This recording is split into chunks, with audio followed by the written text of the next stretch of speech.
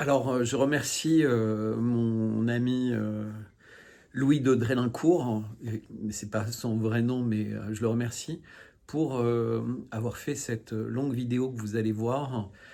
Alors, notre échange a duré beaucoup plus longtemps, mais pour des raisons pratiques, il a gardé l'essentiel. Et l'idée, c'était pour la première fois une interview. Alors, j'ai eu la chance d'avoir pas mal d'interviews bien préparées au cours des dernières semaines. Mais moi-même, j'ai continué à travailler le sujet, à étudier le sujet de ce qui vient de se passer. J'ai écrit une longue lettre sur mon Substack. Bien sûr, je parlais déjà de ça et j'avais écrit à quoi ressemblerait le jugement dans mon livre Fiat Veritas Sperat Mundus, et ça a surpris énormément de monde en le lisant, puisque eh bien, j'étais tombé pile poil exactement ce qui s'est passé au moment du déroulement du procès, ce qui s'est passé au moment du verdict et ce qui s'est passé depuis. Je vous raconte quand même des anecdotes, je ne vais pas citer de noms, mais j'ai eu des interviews assez longues avec des médias anglo-saxons, des médias américains. Et quand je dis assez longues, c'est j'ai passé parfois plus de 2 ou 3 heures avec le journaliste qui s'intéressait au sujet, qui m'avait identifié ou qui avait eu mon nom, mes coordonnées par d'autres journalistes, et qui finalement comprenait l'étendue et la gravité de ce qui s'était passé face aux faits, donc face aux tweets incriminés, face aux éléments et face à cette dérive de la loi et cette dérive judiciaire. Eh bien, aucun des articles finalement n'est publié. C'est-à-dire que les journalistes ont voulu faire des articles, euh, journalistes américains en particulier, sur l'idée du premier amendement et cette dérive qui avait été identifiée dans les Twitter Files. Eh bien, les chefs dans les rédactions ne leur ont pas dit on ne publie pas, leur ont dit écoute, finalement, garde ça sous le coude, on en reparlera dans quelques mois quand le procès de Candace Owens arrivera. C'est-à-dire qu'ils n'ont pas voulu sortir du narratif. De la même manière, comme vous savez, j'ai une galerie d'art contemporain que j'ai créée il y a une quinzaine d'années. Je suis connu dans le monde de l'art contemporain pour avoir participé à des très très grandes foires internationales, avoir exposé des grands artistes, dont par exemple un ex-bassiste de Metallica. Donc ça vous donne une idée du niveau. Et donc, je participais vraiment à des foires de tout premier plan international, et j'avais différentes filiales dans plusieurs pays dans le monde, mais en présentant des vrais artistes, pas des produits financiers. Et eh bien, les journaux d'art ont tous repris le narratif français. Donc évidemment, je ne vais même pas prendre le temps de leur demander des droits de réponse, puisque je viens de vous expliquer que même des grands magazines qui sont avec des rédactions complètes, etc., ne s'intéressent pas ni de près ni de loin à la vérité et à la dérive. Voilà où on en est. Évidemment, comme vous l'avez remarqué, et je vous l'ai déjà dit à maintes reprises, eh bien, ce que j'appelle les marchands du temple de la dissidence, c'est bien pire. Vous avez remarqué, et beaucoup d'entre vous me le disent, que sur les chaînes soi-disant dissidentes, eh bien, on fait très peu de cas de ce procès, mais évidemment, ce sera toujours des gigognes, c'est-à-dire que quand il y a eu les gardes à vue, beaucoup de personnes ont fait courir le bruit que ça n'était pas vrai. Aucune d'elles ne s'est excusée depuis, mais le bruit a été beaucoup plus retentissant que le fait. Et donc, résultat, plus personne n'osait s'exprimer. Ensuite, quand il y a eu les 2 jours d'audition, il y avait, comme vous le savez, très peu de médias dissidents qui étaient là. Et donc, ils n'ont pas pu rapporter ce qui a été dit par les personnes qui étaient les prévenus. Il n'y a eu que le récit fait par les fact-checkers et les grands médias qui, évidemment, n'ont pas dit, en particulier ce que moi, par exemple, j'avais dit, qui n'a été quasiment rapporté par personne. Le seul qui a rapporté un peu les choses, c'est Lionel Labosse sur son site. mais qui n'a pas évidemment l'audience de certains grands médias qui se vantent d'avoir des millions d'auditeurs. Et encore une fois, ça n'a rien à voir, c'était par rapport à l'importance du projet, ça n'a rien à voir avec les personnes, puisque nous, on a été choisis dans le cadre d'un casting, et justement, ce casting a été fait pour s'assurer que les médias dissidents ne feraient rien. Ensuite, il y a eu ce qui est arrivé à Jacques Beau et à Xavier Moreau. Alors là, tous les médias, unanimement, se sont intéressés à cette situation. Donc deux poids, deux mesures, c'est-à-dire que les lois françaises qui sont gravées dans le marbre, ce précédent qui est gravé dans le marbre, ce précédent qui aura sans doute un impact très fort sur la conduite de la procédure aux États-Unis, n'a intéressé personne en France. Et évidemment, au moment du jugement, rebelote, aucun média présent, très très peu, pour ainsi dire, aucune interview, ou alors par les rares médias avec une audience plus faible.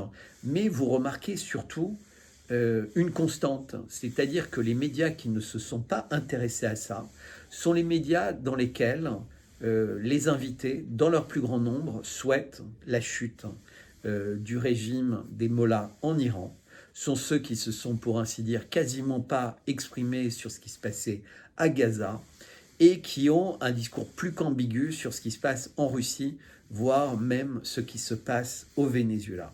Ce sont des médias qui sont très liés avec les extrémistes de droite, avec la haine des musulmans et avec une patience hors norme vis-à-vis d'actions inimaginables, inqualifiables, qui sont en train de détruire des peuples entiers, des pays entiers, parce qu'ils représentent des terres promises ou des terres riches, ou les deux à la fois. Eh bien, moi, je vous le dis, parce que c'est très important de le dire et de le répéter.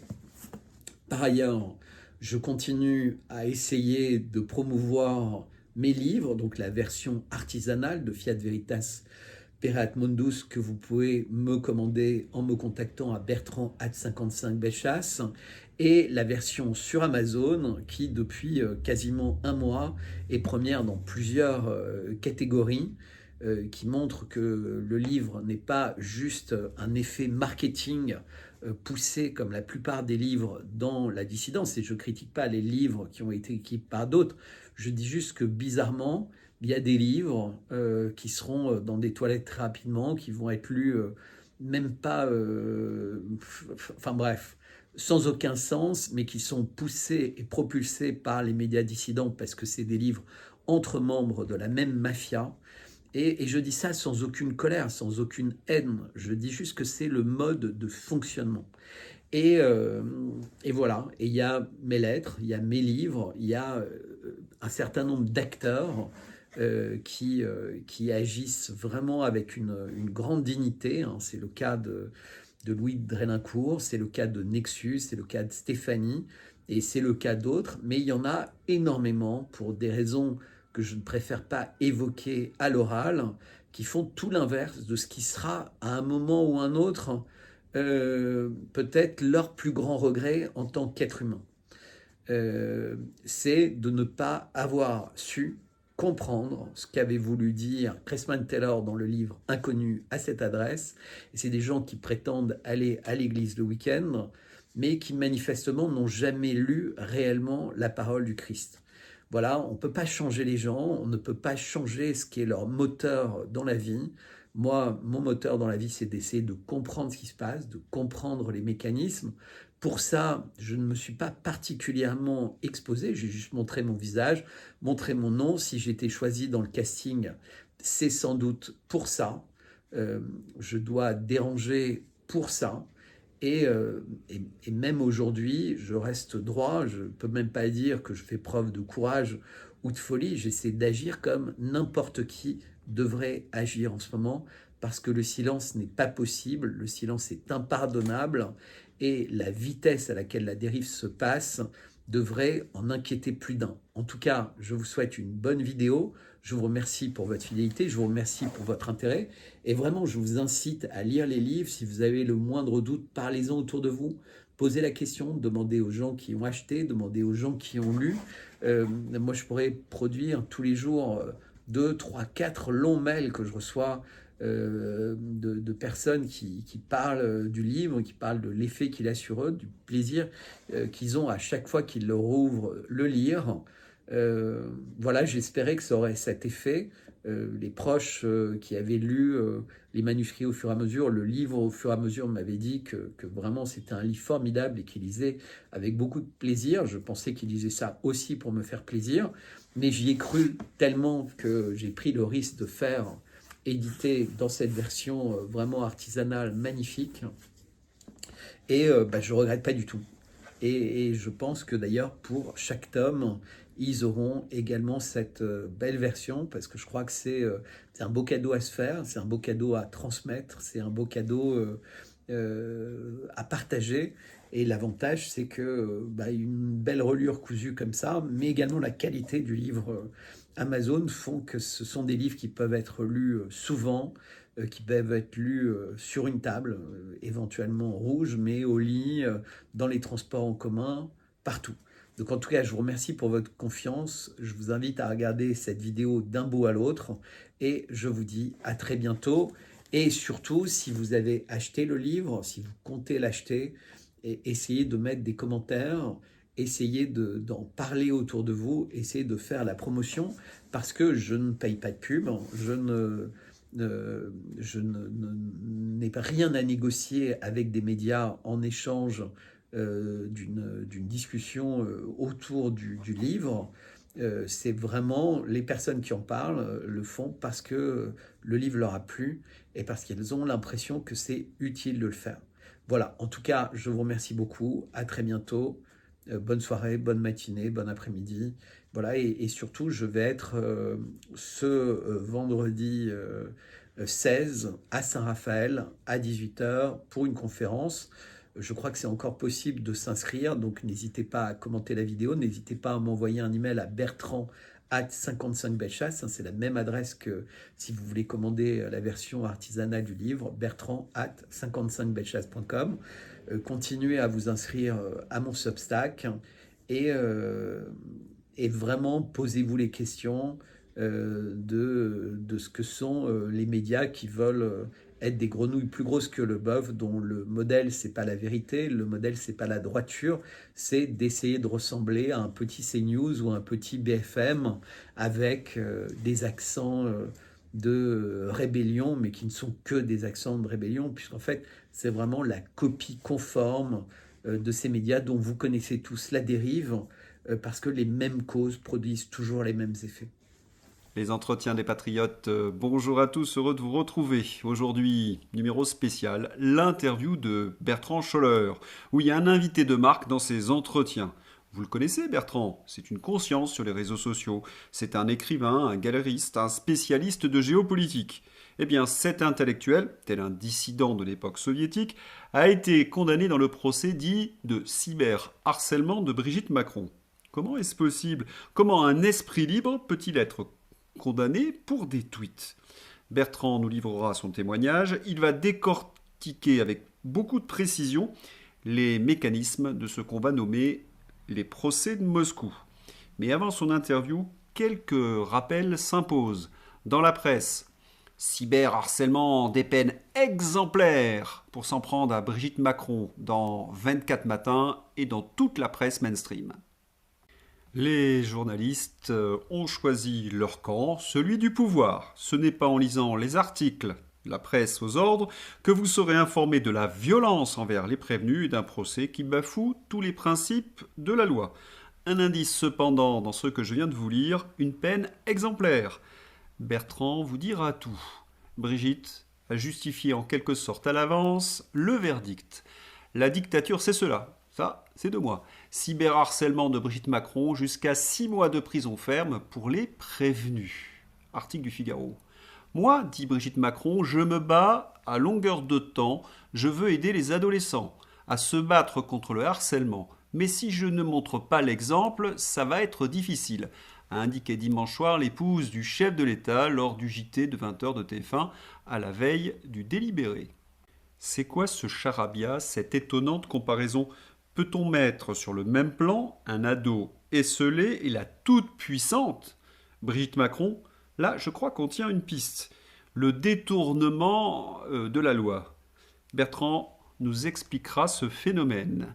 Et le bilan du procès est exprimé par Alba Ventura. Tolérance zéro contre les cyberharceleurs de Brigitte Macron. Des gens sont allés jusqu'à dire que l'écart d'âge entre Emmanuel et Brigitte était un crime. Faut-il faire un rappel à la loi, à Alba Ventura, article 227-25 du Code pénal? Le fait pour un majeur d'exercer une atteinte sexuelle sur un mineur de 15 ans est puni de 7 ans d'emprisonnement et de 100 000 euros d'amende. Circonstances aggravantes, article 227-26, exemple, autorité sur la victime, comme un professeur. L'effondrement de toute éthique journalistique, de toute honnêteté intellectuelle, et même si c'est subjectif, de toute décence. C'est exactement cela, c'est ce qu'incarne Ventura Alba. Bertrand mettra en lumière les mécanismes de cette intimidation que l'on sent à travers les propos de cet attaché de presse de l'Élysée et de la divinisation de Brigitte Macron. Pourtant, la loi est assez claire. Cyberharcèlement contre Brigitte Macron, des peines de prison inédites. Les personnes publiques, et particulièrement les personnalités politiques, doivent accepter la critique, même très acerbe. C'est la jurisprudence de la Cour européenne. Vous imaginez les conséquences? Comment peut-on informer si toute information sur une personnalité publique peut être jugée par celle-ci comme cyberharcèlement? C'est la grande question. Bertrand va y répondre. Allez, c'est à toi Bertrand. Bonjour Bertrand, j'en ai vraiment très heureux, c'était même un privilège de te recevoir dans ces entretiens pour parler de ce qu'on va nommer, entre guillemets, ta mésaventure. Tu es arrêté. Quand ça d'ailleurs? Tu subis une Alors, je arrestation? suis arrêté, je crois que c'est le 9 ou 10 décembre. Alors, je mémorise pas quand ça me concerne les dates très précisément. Ce que je peux te dire, c'est que c'est un matin, à 6 heures du matin, j'entends tambouriner à ma porte. Police, ouvrez la porte. Alors, j'habite dans un immeuble, donc parisien. Quand à 6 heures du matin, la police hurle à ta porte en tambourinant dans l'escalier, inutile de dire qu'à 8 heures du matin, après le café, tout le monde le sait. Ben, c'est déjà la première chose. Donc, tu sais, quand tu vas revenir, tu vas avoir droit à tous les regards en disant qu'est-ce qui fait qu'à 6 heures du matin, Mais on est allé chercher Bertrand chez lui. Qu'est-ce qu'il a bien pu faire eh bien, c'est pour bien la justifier? question. Qu'est-ce que tu as fait? Tu participes à la Parce qu'en DZ fait, juste Mafia, pour tu revenir en fais du arrière, trafic de pour que la stupéfiants? police vienne te chercher à 6 heures du matin, il faut que le parquet considère que ce que tu as fait mérite au moins 2 ans de prison. C'est-à-dire qu'on ne peut pas venir te chercher à 6 heures du matin pour quelque chose qui mérite moins de 2 ans de prison. En dessous, il te convoque. Donc, pour Mais, qu'on te mais, cherche, c'est 2 ans. mais tu as dû faire quelque chose d'absolument d'épouvantable. Je sais pas, tu participes à la DZ Alors justement, Mafia, du trafic d'armes. Qu'est-ce que l'on te reproche? eh ben, justement, alors quand la police, j'ouvre la porte, euh, et il me demande si je suis seul, ceci, cela, enfin toutes les questions d'usage. Est-ce qu'ils peuvent rentrer? Est-ce qu'ils peuvent confisquer ton téléphone? Etc. Et il me demande si je sais pourquoi ils sont là. Alors je leur dis non, mais peut-être que je fâche quelqu'un de puissant parce que la seule chose que je peux faire qui peut énerver, c'est de m'exprimer. Et, euh, et ils me disent non. Alors je leur dis bah, de quoi il s'agit. Il me dit on vous le dira. Donc la police t'interroge et tu ne connais pas le motif de leur intervention. Non. Quand est-ce que tu vas savoir qu'est-ce que l'on te reproche? Alors très vite en fait, parce que on te demande bah, de t'habiller, hein, on te sort du lit. On te dit de prendre des affaires parce que ça va pas se passer que chez toi, c'est-à-dire qu'on va te déplacer entre guillemets ailleurs, mais tu sais pas où. On te fait signer un certain nombre de papiers. parce qu'ils commencent à les sceller, entre guillemets. Donc, on te demande si tu veux qu'ils prennent, si tu veux bien qu'ils prennent le téléphone, s'ils ont le droit de regarder chez toi, etc., etc. Donc, à toutes ces questions, bah, moi, je réponds oui, parce que j'ai pas de. D'abord, j'ai pas d'habitude, je n'ai pas été préparé à l'idée que quelque chose comme ça m'arriverait un jour dans ma vie.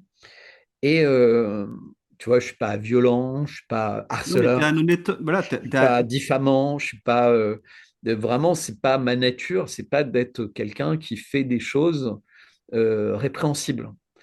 Euh, et, euh, et donc, je découvre à ce moment-là que je suis informé que c'est une plainte contre Xavier Poussard, Aurélien Poisson-Atlan et X.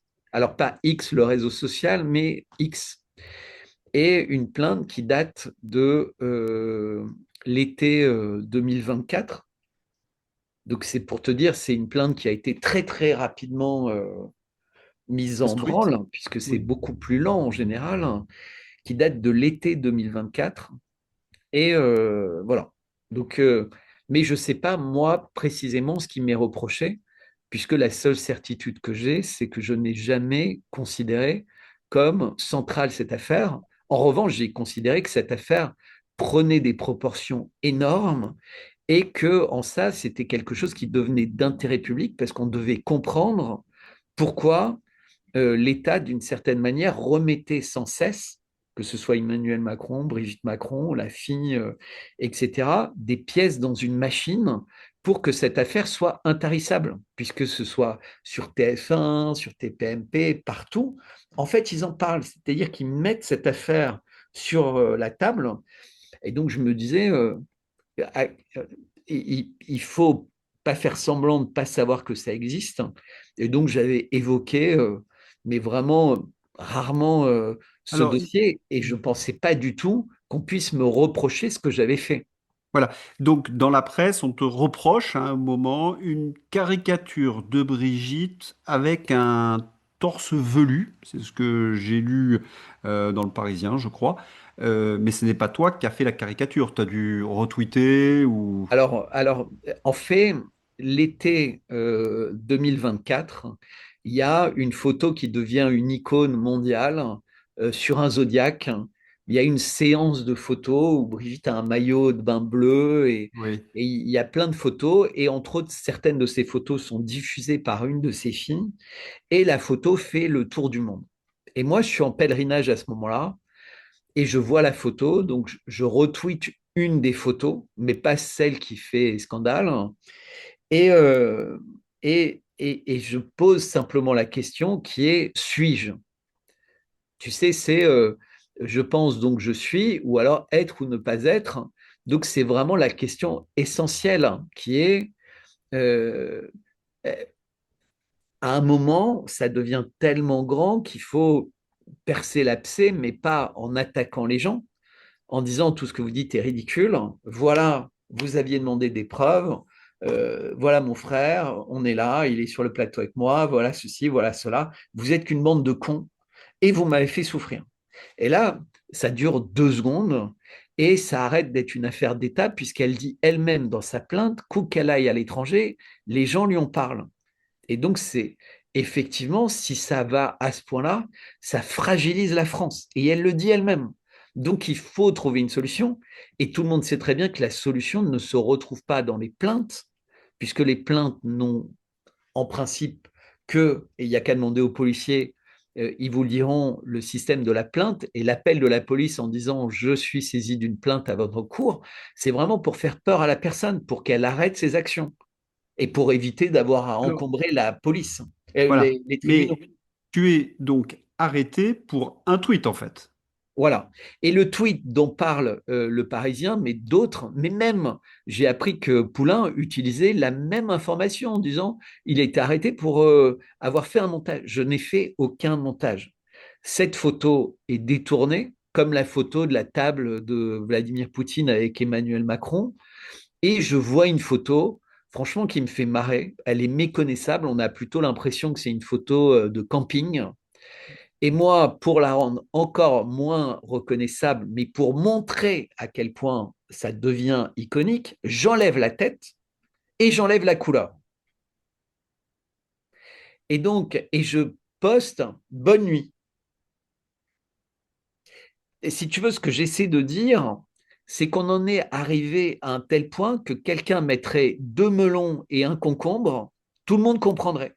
Mais en France, normalement, il y a un droit à la caricature. Il y a des journaux d'ailleurs qui se consacrent à la caricature. Le Canard enchaîné, Charlie Hebdo. Et donc, toi, tu n'aurais pas le droit de te poser une question. Ben, c'est là toute la malice de cette affaire. C'est-à-dire que tu as le droit de la presse, donc le droit à la caricature, le droit à poser des questions, etc. Mais on est dans une loi nouvelle qui crée une bulle qui est séparée du droit de la presse, qui s'appelle le harcèlement. Et cette loi, en fait, déconnecte de toutes les sécurités liées au droit de la presse. C'est-à-dire que tu es avec une loi qui est uniquement sur la répétition, mais pas forcément par la même personne.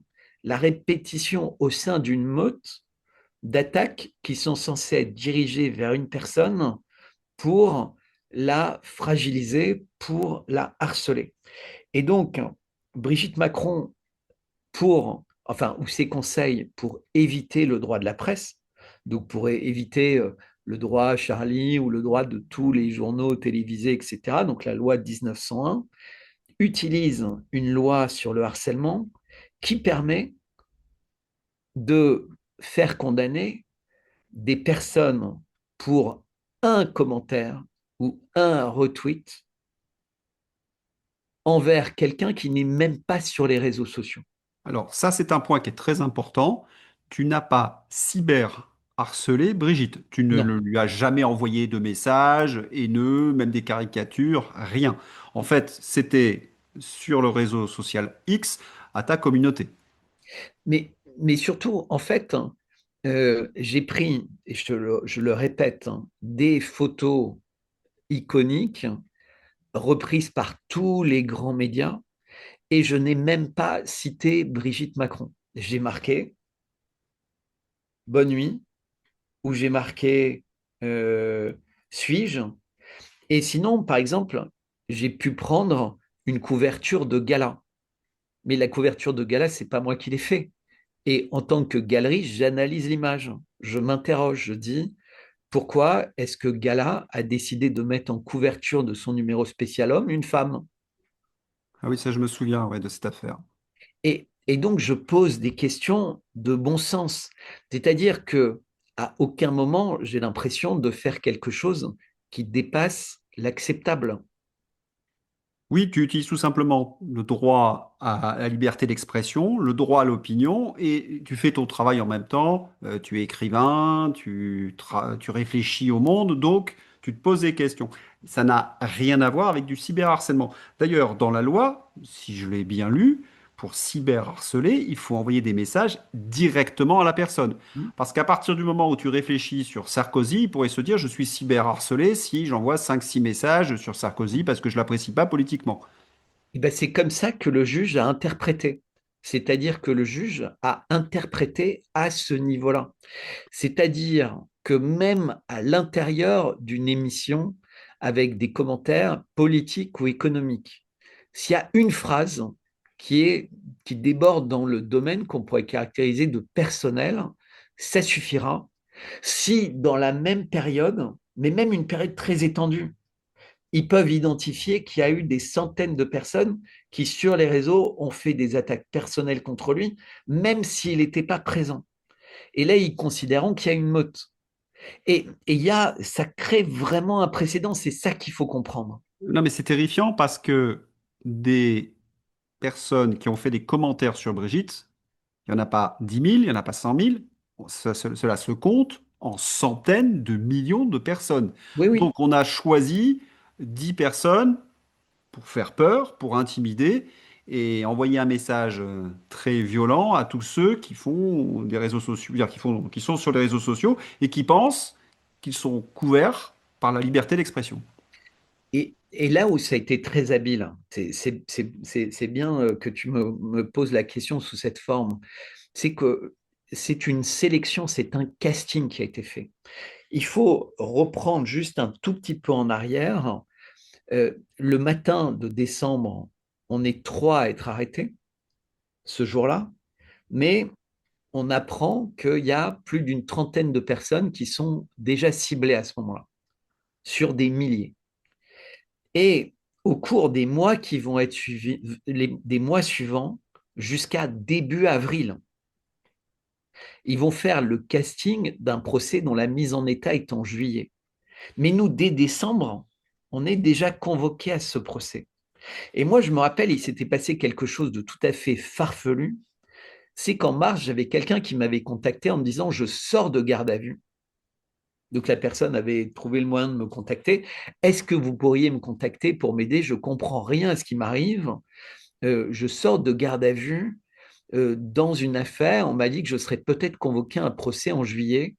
Et, euh, et ils m'ont cité votre nom, celui d'Aurélien. J'ai essayé de contacter Aurélien, mais il ne m'a pas répondu. J'ai essayé de contacter Branco, mais on ne m'a pas répondu. J'ai essayé de vous contacter. Et c'est vrai que moi, j'ai répondu. J'ai dit de quoi vous voulez parler.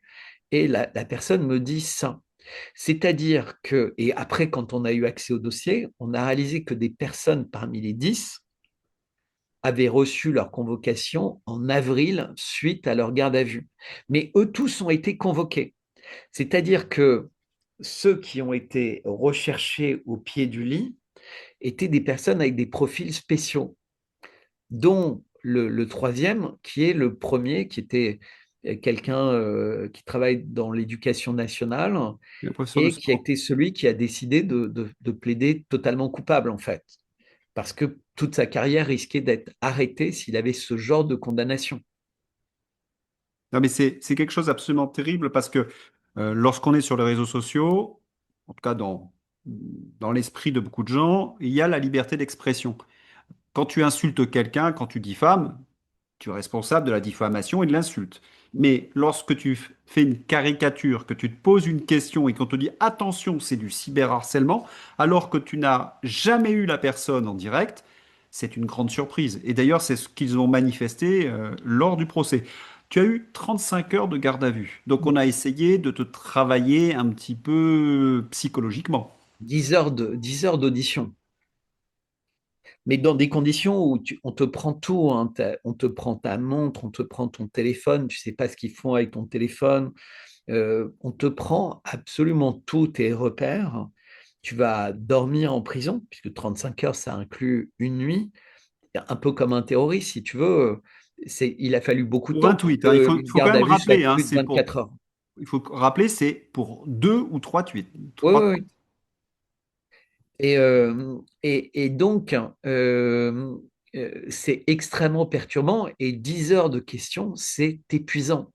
C'est-à-dire 10 heures de questions-réponses avec le côté très impressionnant d'avoir deux policiers, des inspecteurs de la police judiciaire, donc l'élite de la police, et tu sais, et de toute façon, ils ne le cachent pas, que tu as leur patron, que tu as le patron de leur patron, et tu ne sais pas où ça s'arrête au-dessus, qui écoute.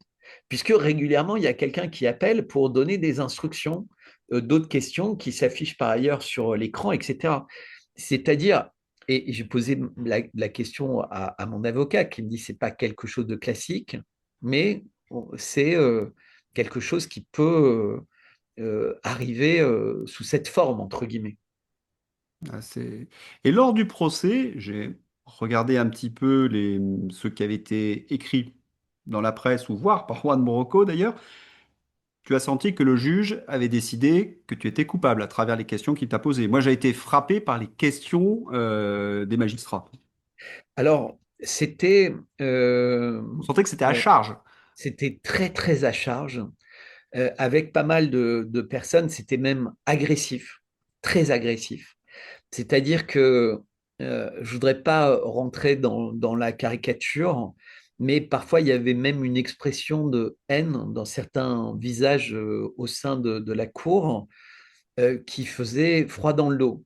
C'est-à-dire qu'on avait l'impression que les personnes avaient été parfaitement conditionnées à considérer que ce qui se passait était gravissime. Il faut bien se rappeler les conditions de la période Covid où on avait des gendarmes qui allaient sur la plage arrêter des personnes. C'est-à-dire que les médias, au cours des jours précédents, peut-être des proches des personnes qui s'occupaient de cette chambre du tribunal, les ont chauffés, peut-être à l'insu de leur plein gré, en expliquant que c'était peut-être une affaire de terrorisme international, puisqu'on avait déjà entendu l'ancien garde des Sceaux exprimer cette piste. Tu sais, ça faisait des semaines qu'à la télé, on avait, la télé, à la radio, dans les grands médias, le fait que on était dans du terrorisme d'État. On n'était même plus, en fait, dans du cyberharcèlement. Il y a Les eu, personnes évoquaient la oui, volonté de déstabiliser l'État français. oui. Et quelque part, c'était une manière de dire, vous n'êtes attaqué que pour cyberharcèlement, estimez-vous heureux, parce qu'on a plutôt, nous, l'impression que vous êtes des terroristes internationaux Alors, qui le voulaient professeur de, fragiliser l'État français. voilà, le professeur de sport qui a retweeté une fois ou le cadre qui a retweeté une fois, c'était un cyberterroriste. Exactement. Mais Donc, il le y avait une mot, sorte d'enflure lexicale. C'était terrifiant. Moi, j'ai regardé de nombreuses interventions de journalistes, mais quand j'ai débuté cet entretien, j'ai parlé de la DZ Mafia, mais la DZ Mafia à côté, c'était rien. ouais. Vous étiez vraiment la lie de l'humanité qu'il fallait un peu, en quelque sorte, purger la France de ce genre de comportement. Et là, je retrouve exactement ce qu'on entendait dans les fameux procès de Moscou. C'est-à-dire que vous étiez des terroristes, vous travailliez pour une puissance étrangère, etc. Il faut purger donc le pays de ce genre de profil. Et dans une démocratie, normalement, on ne devrait même pas entendre le début de ce raisonnement. C'est... Mais ce qui est euh, encore plus frappant, euh, c'est qu'il se passe la même chose dans plusieurs grands pays européens au même moment. Et aux États-Unis, il y a une tentative de faire la même chose. Et tu sais, les Twitter Files l'ont montré, la France est à la manœuvre. Et ce n'est pas que la France, c'est Macron en personne, c'est ce qui a été démontré dans les Twitter Files, qui C'est semble, l'accusation. Alors, il faut bien préciser pour ceux qui nous écoutent, cette accusation est formulée par Elon Musk et par Pavel Durov, oui, oui, le et par patron de Telegram. des journalistes américains très sérieux qui ont eu accès au dossier Mm. et qui ont expliqué la mécanique.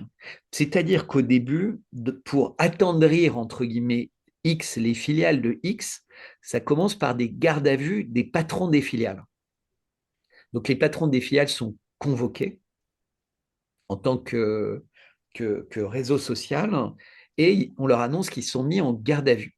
Donc imagine, tu es quelqu'un qui est socialement bien implanté, tu n'es que le patron d'une filiale qui essaie de bien faire ton job selon des règles, selon la loi, et tu es mis en garde à vue. Et là, ils découvrent qu'en fait, la garde à vue, c'est ce que démontrent les Twitter Files, c'est pas un procureur ou l'État qui a souhaité ça, ce sont des ONG et qui utilisent la loi Pleven des années 70 pour attaquer Twitter parce qu'il tarde trop à retweeter, à supprimer des contenus à caractère dégradant ou à caractère antisémite ou à caractère révisionniste ou voire à caractère de cyberharcèlement et de harcèlement. Mais c'est toujours dans le même sens. C'est-à-dire que ce n'est que Alors, dans une direction. Dans l'autre direction, il n'y a rien.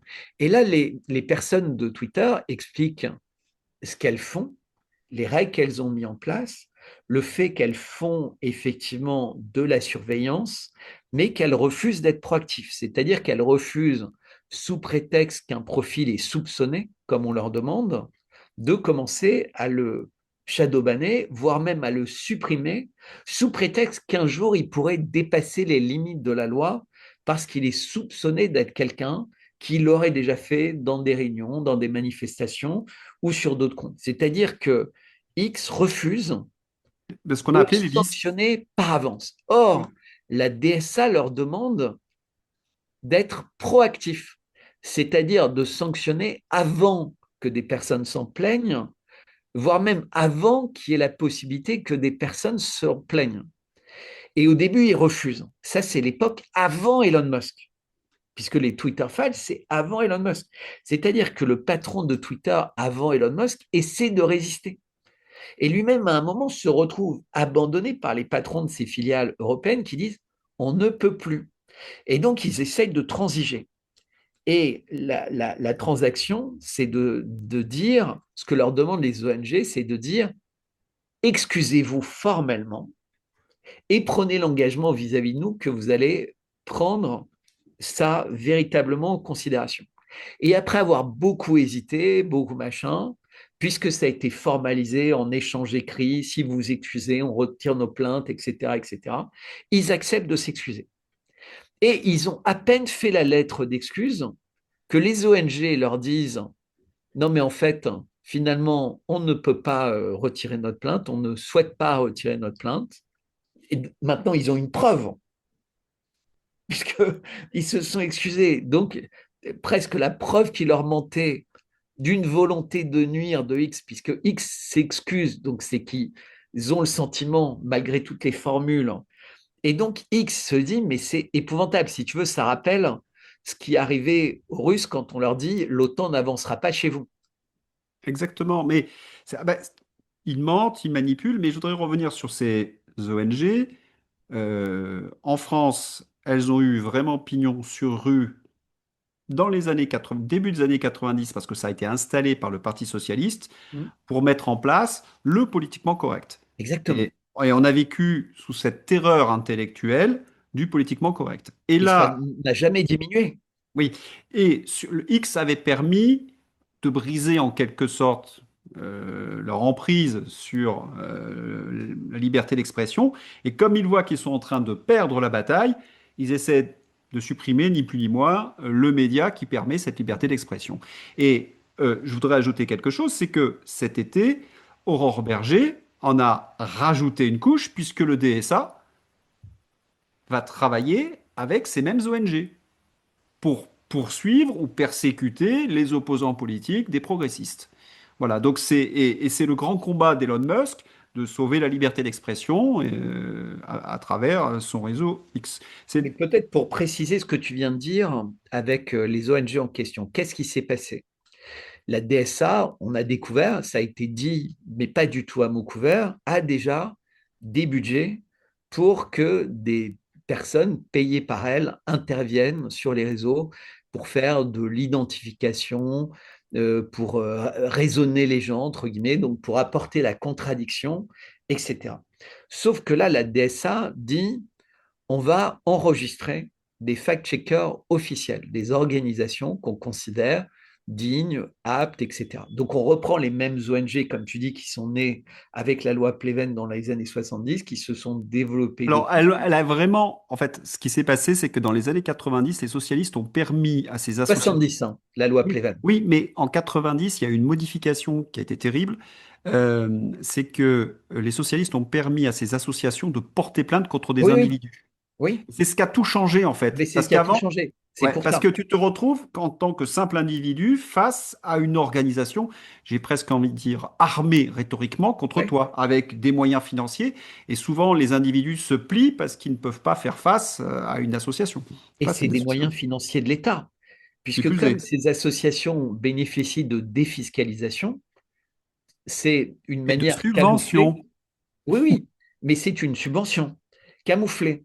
Ben, C'est-à-dire qu'on ils ont donne aussi des l'impression, subventions directes, parce que oui, j'ai oui, travaillé sur pas mal de ces ONG.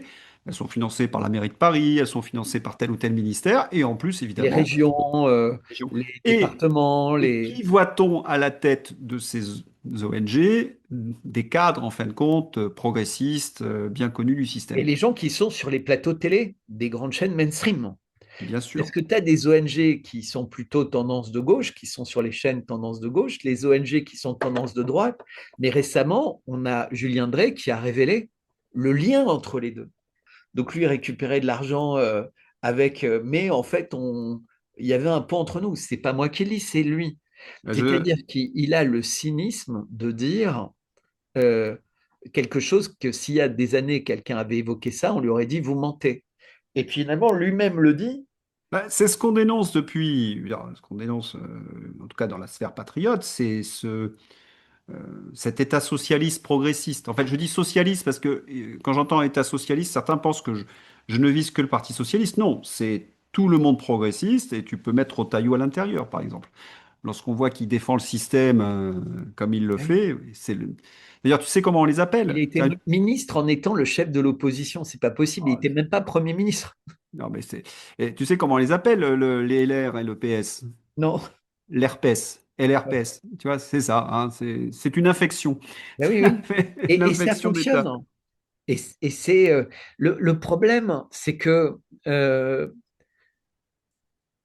le système a fait en sorte que suite à la dissolution, il y ait deux gros blocs, un LFI, un RN, face auxquels, où que soient les gens, bah, ils disent ah non, mais moi je me ferme le nez en regardant LFI, et les autres disent moi je me ferme le nez en regardant le RN. Et résultat, au centre, c'est naturellement complètement dominé par Macron et qui récupère en fonction des besoins d'un côté ou de l'autre. Bah, quand tu travailles sur l'élection présidentielle de 2016-2017, il y a des endroits où la gauche et la droite se réunissent, hein, c'est par exemple le siècle. Et un des grands membres du siècle, Olivier Duhamel, voyez les cadres de droite et de gauche pour qu'ils soutiennent Emmanuel Macron. Et il y avait une blague en 2017, c'était l'alignement des planètes. L'alignement des planètes dans ce milieu parisien, cela signifiait tous les réseaux européistes, etc., derrière Emmanuel Macron, qui soit de droite et de gauche. C'est-à-dire qu'on a eu des écologistes qui soutenaient Emmanuel Macron, on avait des socialistes, des LR, certains communistes, Robert Hue par exemple, qui Ouais. était derrière Emmanuel Macron. C'était ce fameux alignement des planètes et avec également toute la presse mainstream. Il manquait personne hein, pour soutenir Emmanuel Mais Macron. Mitterrand avait conceptualisé ça, mais il n'avait pas réussi à briser le parti de droite dite républicaine. Et donc, c'était moins simple. Mais, mais, mais Macron, il ne les a pas brisés, il les a dilués. Il les a rendus compatibles avec lui-même. C'est-à-dire qu'aujourd'hui, euh, les mecs, pour un Marocain, ils étaient prêts à tout, en fait. Et on voit bien. Euh, Darmanin, c'était quand même quelqu'un qui était pas franchement à la gauche de la droite. Il était C'était plutôt, droite dure. ouais, ben, aujourd'hui, il est extraordinairement compatible avec Emmanuel Macron. Ah bah, Euh, il leur a donné oui, oui, il leur a donné la possibilité de faire carrière, alors que dans le parti, ils auraient été marginalisés.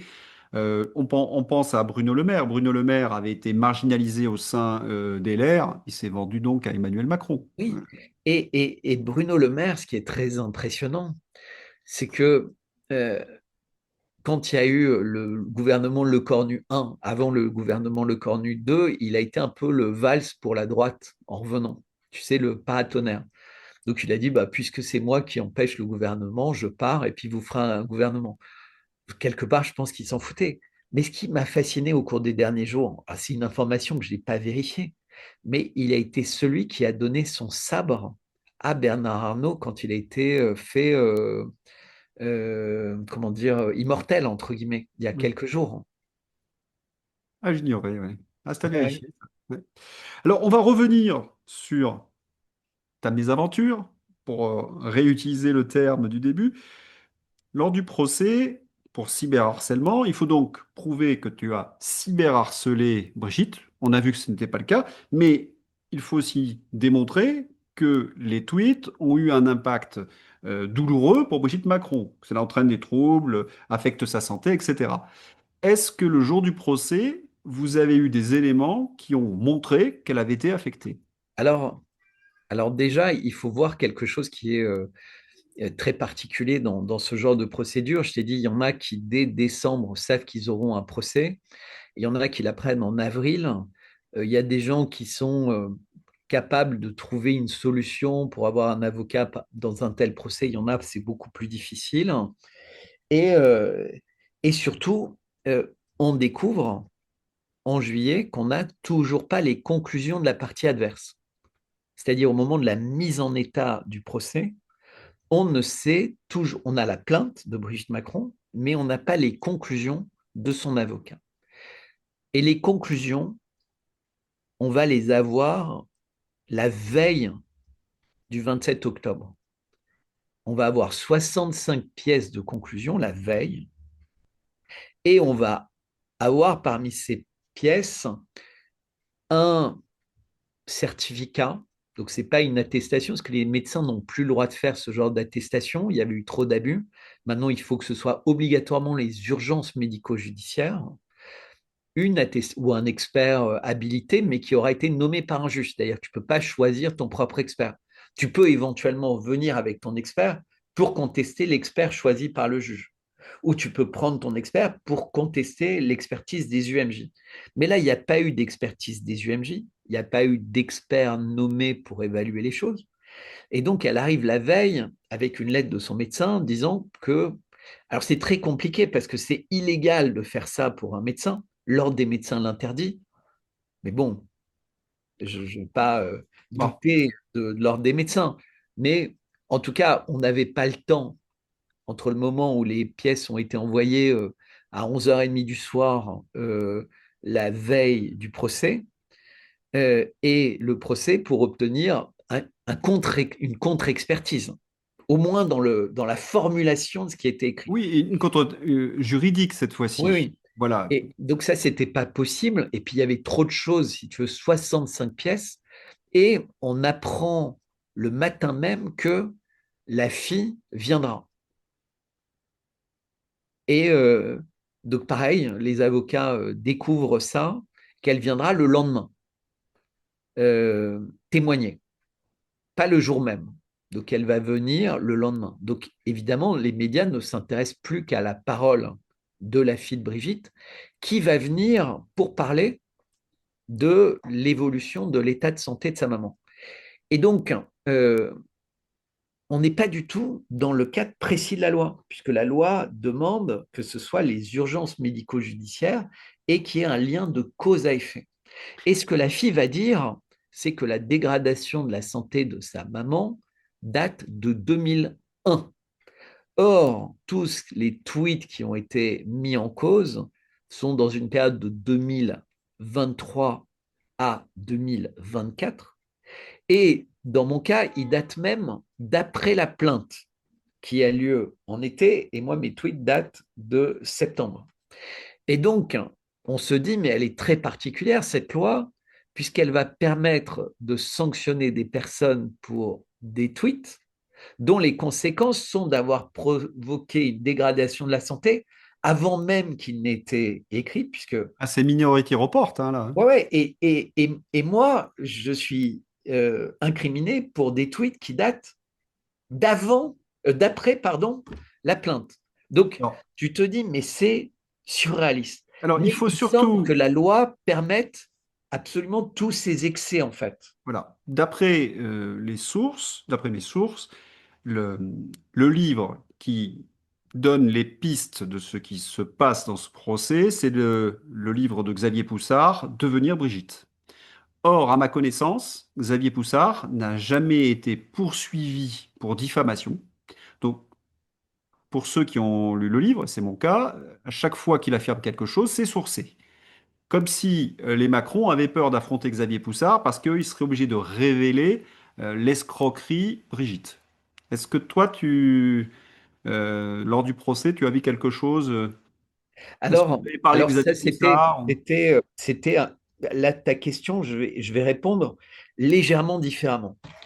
C'est-à-dire que pendant les 10 heures d'interrogatoire, d'abord, je découvre que la plainte est une plainte contre Xavier Poussard et Aurélien Poisson-Atlan et X. Donc, sont désignées deux personnes pour leur activité sur X. Or, pour connaître les deux personnes, ce que j'ai reconnu d'ailleurs dans les interrogatoires me concernant, euh, en tout cas concernant Xavier Poussard, je ne l'ai jamais vu faire de harcèlement. Il s'exprimait au travers d'un média faits et documents, à l'époque, il n'avait pas de compte personnel.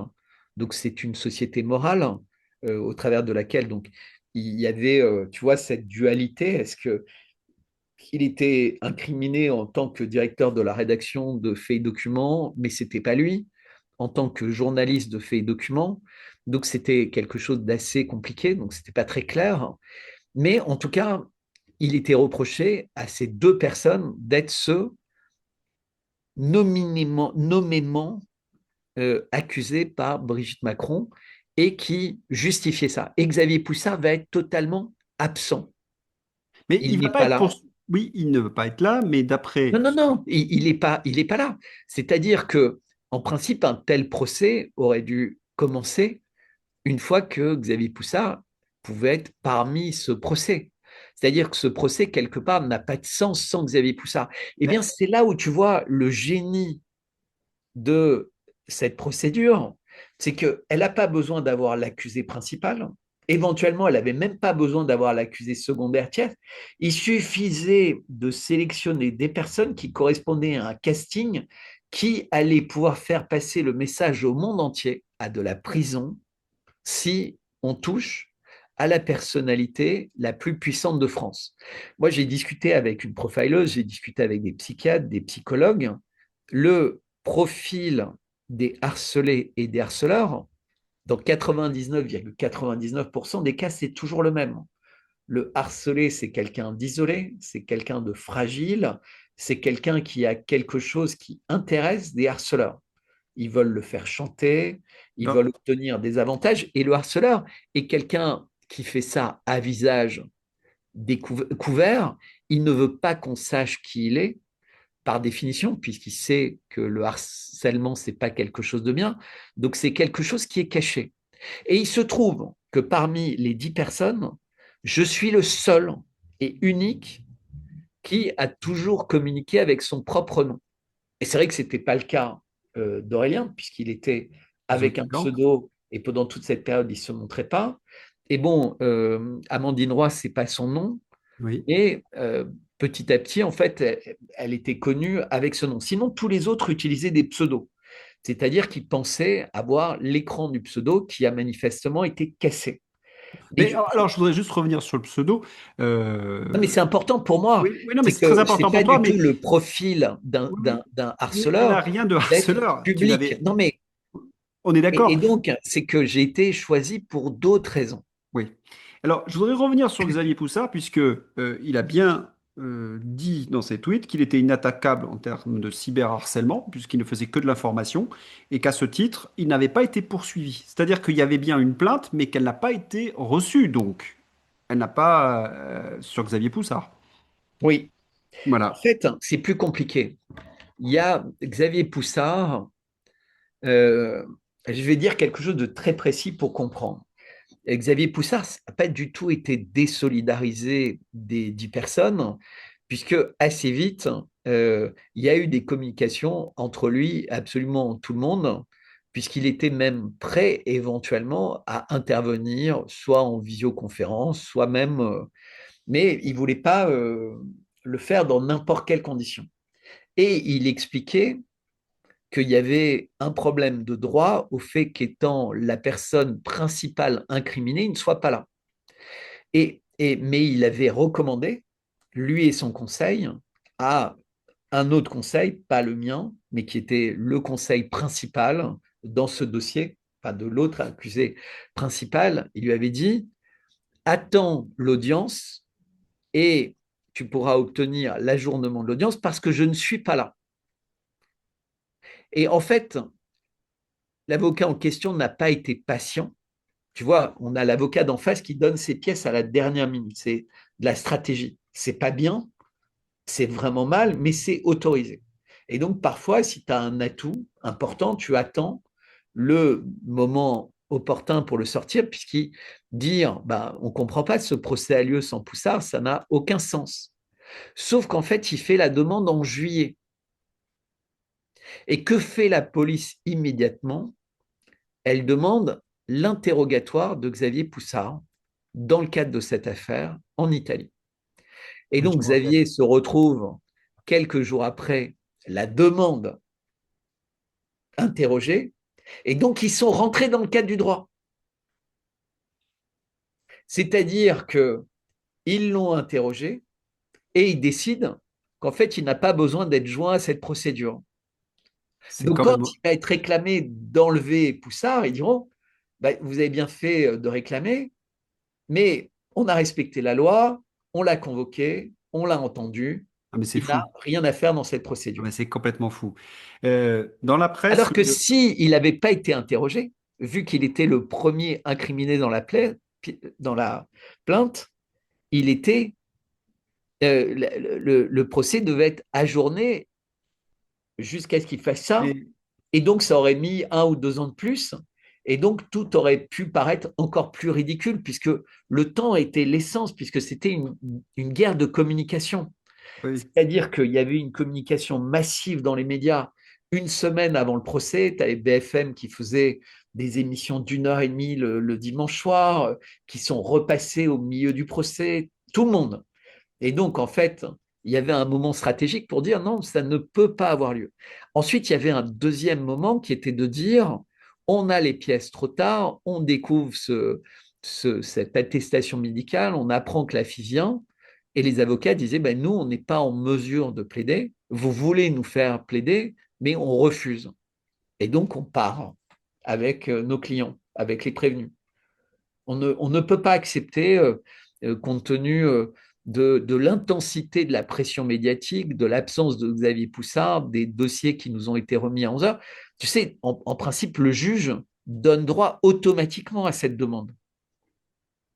Sauf que ce qui se passait, et c'était le côté extraordinaire de ce casting, c'est qu'il y avait un certain nombre de personnes qui étaient là avec des avocats commis d'office, qui ne voulaient pas du tout que le truc dure très longtemps parce qu'ils n'étaient pas payés pour ça, ou qui avaient été tellement détruits parce qu'ils étaient dans la fonction publique ou autre, qu'ils étaient là pour plaider coupables et ils n'avaient aucune envie que ça dure pour être exposé plus longtemps. Et donc, il n'y avait pas de solidarité. C'est-à-dire qu'on était dans le cas du dilemme du prisonnier, dans lequel un camp sait très bien comment l'autre camp va réagir. C'est-à-dire le camp des prévenus n'avait aucune possibilité d'être solidaire puisque les prévenus avaient été choisis pour se tirer entre les pattes les uns des autres. Et d'ailleurs, il n'y avait que 10 prévenus. Oui, il Ça n'y en avait aussi, pas 30, il n'y en avait pas 50, c'est mais très il n'y en très avait pas malin non parce que plus 10, 3. c'est difficile de réunir des gens, de faire une classe action, Dieu sait quoi. Oui. Non, Ouais. mais parce qu'en fait, ils voulaient créer l'idée qu'il y avait dans les 10 des leaders et des suiveurs. Donc, ça rendait encore plus détestable ceux qui étaient présentés comme leaders. Et ça montrait que les autres, parce qu'en fait, ça, c'était le sous-procès contre les réseaux sociaux. C'est-à-dire qu'il y a des personnes qui ne se rendent pas compte, et c'est ce que le procès qu'ont bien fait les médias, c'est regarder ces gens qui ont des gros comptes. Ils ont entraîné des gens qui avaient des petits comptes. Et bien, ces gens qui se sont laissés entraîner par ces gens méchants qui avaient des gros comptes et qui les ont entraînés, ont leur vie détruite. Donc, arrêtez d'aller sur les réseaux sociaux parce que vous risquez aussi d'être entraîné par des gourous qui vont vous détruire leur vie. Et donc, dans les familles, tu as les parents, les femmes ou les enfants qui vont dire à leurs parents un peu complotistes, entre guillemets, arrête d'aller dans les réseaux, tu vas te retrouver en prison. C'est exactement, c'était une véritable manipulation, on l'a bien compris. Ce procès, c'est une manipulation, une intimidation, et avec tous les messages qui ont été repris par les journalistes aux ordres. Je voudrais te faire réagir sur le propos du juge qui a estimé que vous avez pris, donc certains ont pris 6 mois de prison, avec sursis, je crois. Ouais, 6 mois de prison ferme. Il y en a un qui a Ferme. eu 6 mois de 6 mois de prison prison ferme, ferme. c'est délirant. Et il a dit donc ce sont des propos donc sur X dégradants, malveillants et insultants. Comment Ouais. tu réagis, toi, à ce verdict du juge? Mais je vais te dire, ça c'est vraiment, moi j'étais et je- sur Internet, sur X régulièrement. Et je dois reconnaître qu'il y avait beaucoup de propos d'une vulgarité euh, que moi, j'apprécie pas. Moi, je suis pas du tout Charlie. Ah, moi non Les plus. dessins de Charlie, c'est pas mon truc. Et il y avait sur les réseaux vraiment ça. Et je craignais ça. Je craignais l'amalgame de ça. Il y avait des comptes, je ne vais pas les citer, des gros comptes connus, reconnus, influents, qui se donnaient à cœur joie de faire des choses et de dire des choses détestables sur le sujet. Aucun d'eux n'a été incriminé, Mais alors, souvent parce que je veux c'est juste t'arrêter une seconde. Ça a été aussi un problème pour moi, parce que le problème, Brigitte Macron, on en parlera dans quelques instants, c'est un problème crucial. Or, à partir du moment où tu es dans l'excès, tu tires contre ton camp, en fait. exactement. Et on a eu la même chose pendant le Covid. C'est-à-dire que certains qui sont allés trop loin dans certaines thèses ont nui à ceux qui se battaient scientifiquement contre les laboratoires. On a exactement la même chose. C'est-à-dire Et que c'est celui qui est dans l'excès, bah, il nuit à la cause. et c'est pour ça que moi, c'était un sujet auquel je ne touchais pas, parce que je savais qu'il y avait ce risque très fort d'amalgame. Le seul moment où j'ai évoqué ce sujet, mais pas sur le plan du genre ou quoi que ce soit, mais sur le plan d'une photo qui devient iconique, ou le plan d'une enquête de Candace Owens qui devient mondiale, puisque c'est les deux sujets. À un moment, Candace dit, il va y avoir des millions de personnes qui vont enquêter. Et donc, moi, je pose la question, est-ce qu'il y en a qui vont enquêter? Tu sais, il y avait Alors, Emmanuelle Anison qui était allée enquêter sur place, elle était allée toquer aux portes, elle était j'avais lu son faire livre son que livre. je trouve particulièrement épouvantable, et je vais en parler 2 secondes. C'est qu'Emmanuel Anison a les pièces de Natacha Ray dans les mains. Elle voit que Natacha Ray est surveillée, qu'elle est même persécutée, qu'elle sort de vraies informations. Parce que, attention, je voudrais qu'il n'y ait pas d'erreur dans ce que j'ai pu dire il y a un instant. Il y a un vrai dossier Brigitte, un vrai dossier. On en parlera dans quelques instants. Elle avait trouvé des choses. Après certaines conclusions, c'est à Brigitte aujourd'hui, et justement, elle devrait nous apporter des preuves, et on n'en parlerait plus. Mais il y a un vrai dossier Brigitte. Et Emmanuel Anison, au lieu de dire attention, il y a quelque chose qui ne va pas avec les mensonges, notamment de la presse People et des médias, non, non, elle va se retourner contre Natacha Ray alors qu'elle voit que Natacha Ray est persécutée. J'ai trouvé l'attitude donc d'Emmanuel Anison particulièrement, comment dirais-je, peu professionnelle. Voilà. En Je... fait, hein, je pense que euh, on est exactement dans ce qu'on vient de décrire. C'est-à-dire que les personnes qui sont un peu institutionnalisées, comme Emmanuel Anison, que je connais, euh, voient les excès d'autres personnes, comme Aurélien, qui a peut-être sur certains sujets a pu être excessif, Mais est-ce comme... que l'excès n'est pas garanti par la liberté d'expression? Quand non, tu mais es... C'est ça aussi. non, non, non, non, mais je t'explique que les Ah oui, personnes bien sûr, bien sûr. institutionnalisées n'ont pas envie d'être dans un amalgame avec d'autres personnes. C'est Bien terrible, c'est sûr. triste, c'est comme ça. C'est-à-dire que euh, je sais que ce sont des personnes qui se sont rencontrées, entre guillemets. Je crois que Emmanuel Anison et Aurélien ont même beaucoup échangé. Mais tu sais, quand Dominique Strauss-Kahn avait eu tous ces problèmes avec l'affaire Sarkozy, tu sais, l'affaire Mm. Clearstream, on n'imagine pas la pression que tu subis dans ces moments-là. Et il y a beaucoup de gens qui étaient proches de cette famille. Je ne sais pas si c'est vrai, je ne sais pas si c'est factuel, mais j'avais découvert à l'époque un mot qui était le syndrome de la tourette. C'est-à-dire que quand quelqu'un de puissant, à une époque, subitement, est sous une pression terrible, il peut devenir très excessif dans ses réactions. Et on dit les gens deviennent volcaniques. Et donc, moi, j'ai la chance d'avoir un caractère très calme, mais je pense que d'autres personnes qui sont peut-être moins calmes peuvent devenir euh, invivables pour leurs proches. C'est une des conséquences d'être attaqué par le système. Bien sûr, bah, C'est-à-dire que, tu perds pied, tu voilà, peux tomber en dépression, tu es euh, harcelé par le système. tu es C'est-à-dire qu'en harcelé, fait, c'est terrible. les victimes numéro un, puisque comme tu as dit, les grands médias, tout le monde, si tu veux, les mêmes qui disent que euh, euh, Morandini est innocent, que machin, machin, tous sont innocents, que Sarkozy est innocent, sauf à prouver qu'il est coupable, les mêmes nous ont condamnés avant même le début du procès.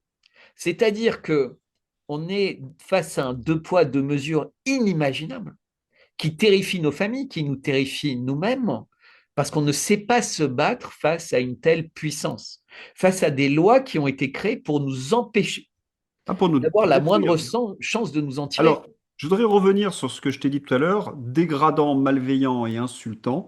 Ce qui me gêne dans cette formule, c'est que, par essence, toute critique peut être jugée dégradante ou malveillante, voire insultante. Mhm. Toute caricature peut être jugée dégradante, malveillante et insultante. Je Justement. donne un exemple récent. Charlie Hebdo a fait une couverture avec les grillés ou les brûlés font du ski, en référence à Crans-Montana. Bon, c'est une qui est absolument infecte, mais il y a la liberté, on l'a cité tout à l'heure, de la presse, de la caricature, et c'est ce qui fait que normalement on est en démocratie, de pouvoir utiliser ce genre de choses. D'accord? Ouais. Donc, dégradant, malveillant et insultant, ce n'est qu'un point de vue. Est-ce que cela peut être celui d'un juge et de la loi? C'est ça qui me dérange. Qui peut En juger fait, qu'un il tel faut, propos est dégradant, malveillant, à partir du moment où on est sous la liberté d'expression? C'est ça qui, moi, me terrifie. Parce que oui. n'importe quel propos qu'on a pu tenir a pu peut-être être jugé par certains comme dégradant, malveillant ou insultant.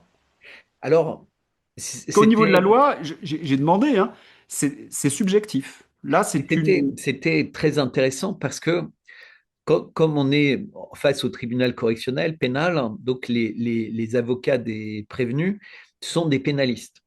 Et donc, c'était intéressant parce qu'ils ont des personnes qui arrivent chez eux avec des dossiers de cyberharcèlement.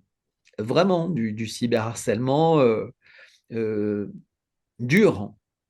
Mais la première chose qu'ils leur disent, c'est avant d'aller faire quoi que ce soit, allez aux UMG et demandez-leur de faire un certificat. Et dans 80% des cas, les gens n'y vont pas parce qu'ils n'ont pas envie de se retrouver à poil devant un psychiatre qui va les regarder sous toutes les coutures, puis qui va leur faire un truc psy pour voir si physiquement ou psychiatriquement, entre guillemets, ils ont été atteints. Pour que, en bonne et conscience, la personne dise non, atteinte zéro ou atteinte 5 jours d'ITT, d'interruption totale de travail, ou 8 jours, ce qui est gravissime, ou 20 jours ou 90 jours. Et donc, quand la personne ne revient pas avec un certificat des UMJ, les avocats leur disent ça ne sert à rien, la police n'instruira pas votre plainte sans certificat parce que c'est la base même de cette loi sur le cyberharcèlement, c'est les conséquences sur vous. Et donc, quand on prend la plainte de Brigitte Macron, le commissaire divisionnaire qui se déplace chez elle pour prendre sa plainte, lui dit plusieurs fois, est-ce que vous souhaitez qu'on vous prenne rendez-vous aux UMJ? Puisqu'il est vachement emmerdé de prendre une plainte sans certificat des urgences médico-judiciaires pour un cyberharcèlement. C'est-à-dire qu'il a besoin de qualifier la plainte. Et ce qui est Et la base légale, voilà, c'est c'est la ça. base légale. Oui. Et, euh, et elle refuse. Ah Et bon. quant à la femme du président de la République que tu vas auditionner à l'Élysée te dit non, à moins d'être très courageux,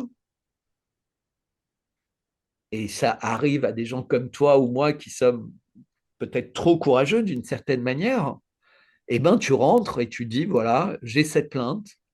Comme tu vas rentrer en tant que commissaire divisionnaire, tu vas enregistrer la plainte et tu vas contacter le parquet. Et tu vas dire, je suis emmerdé, je n'ai pas de certificat des UMJ. Mais le parquet va dire, attendez, ça, ce n'est pas votre problème. Moi, je décide que vous allez instruire cette plainte. Et je décide que vous avez même des pouvoirs étendus pour instruire cette plainte.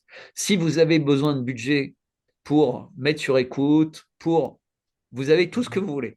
Ah, mais c'est complètement dingue. Là, on parle de tweets et on a la machine judiciaire, la machine euh, Politique, médiatique, politique, économique, toutes les machines se mettent en branle. voilà, pour deux, trois tweets. Oui. C'est là où je reviens sur mon expression. On est vraiment sur un procès de Moscou. Alors, évidemment, Et attends, je vais te dire quelque chose de plus vicieux. C'est-à-dire que quand quelqu'un dit, comme je l'ai exprimé, mais en disant à quel point justement moi ça me gênait les excès. Mais quand quelqu'un pour se défendre dit mais il y avait énormément de tweets sur ce sujet qui étaient plus vulgaires, qui étaient le piège dans lequel évidemment les magistrats essayaient espéraient que la personne tombe. Et ben donc la personne lui disait ah mais donc vous aviez conscience qu'il y avait quelque chose de très lourd dans le sens de Brigitte Macron. Et c'est-à-dire que le fait de savoir que c'était un sujet sale devient une circonstance aggravante pour toi puisque tu sais que ça a lieu. Et même en étant gentil ou limité ou circonspect, tu ajoutes de l'eau à un moulin. Et là, tu peux leur poser la question, leur dire, mais pourquoi alors vous avez arrêté quelqu'un qui avait commenté un tweet très violent qui est dans les CD, pourquoi vous n'avez pas arrêté celui qui a fait le tweet très violent? Et là, ben, c'est le parquet qui a décidé. Nous, on est les juges, on nous a apporté ce dossier à juger. Donc, on va juger ce dossier. On n'est pas le parquet qui a décidé d'instruire ou le commissariat de police qui a décidé Alors, d'instruire tel ou tel cas particulier. je voudrais juste revenir sur un point qui est très important, c'est la personnalité même de Brigitte Macron.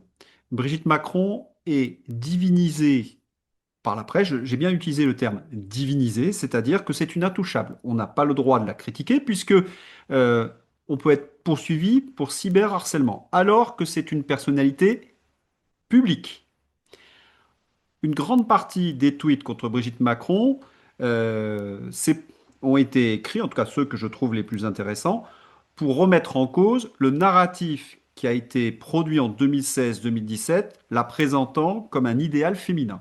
Un idéal féminin, elle est belle, selon cette presse, elle est élégante, sans être tape à l'œil, c'est une brillante intellectuelle. Je prends les éléments de langage qui ont été distribués à la presse. C'est la femme rebelle qui casse les codes et en même temps, c'est une mère admirable. Euh, on peut, en tant que citoyen, on est vigie citoyenne, remettre en cause tout ce narratif. On peut, selon un point de vue, la trouver pas forcément belle ni élégante, brillante intellectuelle, on ne connaît pas réellement ses diplômes d'ailleurs. Ses fréquentations sont assez étonnantes, hein. Je ne sais pas si Bernard Montiel ou Aria, comment il s'appelle, Atiban, ce sont de brillants intellectuels. Ce seraient des choses sur lesquelles on pourrait se questionner.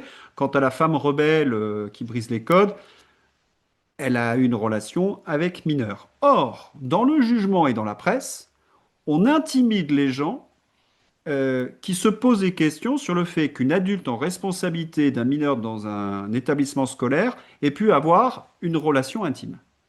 C'est-à-dire qu'on n'a plus le droit de dénoncer cette relation. Et, Mais c'est là où c'est. et d'ailleurs, je voudrais quand même, je vais juste faire un petit rappel parce que c'est vraiment très important. Là, je me mets sur mon ordinateur, sur un document qui est vraiment fondamental.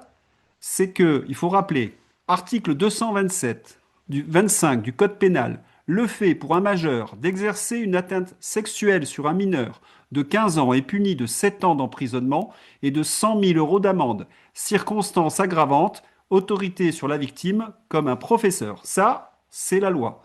Et vous avez des journalistes comme Alba Ventura qui expliquent que tous ceux qui disent ce genre de choses harcèlent Brigitte Macron. C'est-à-dire qu'aujourd'hui, la réalité devient du cyberharcèlement. Et mettre en parallèle tous ceux qui ont été victimes bah, de ce couple. On pense d'abord aux Gilets jaunes, la judiciarisation des Gilets jaunes, comment ils ont été, parfois, ils ont pris des peines de prison alors qu'ils n'avaient strictement rien fait. Ça a même été Des reconnu. milliers, hein, Hein?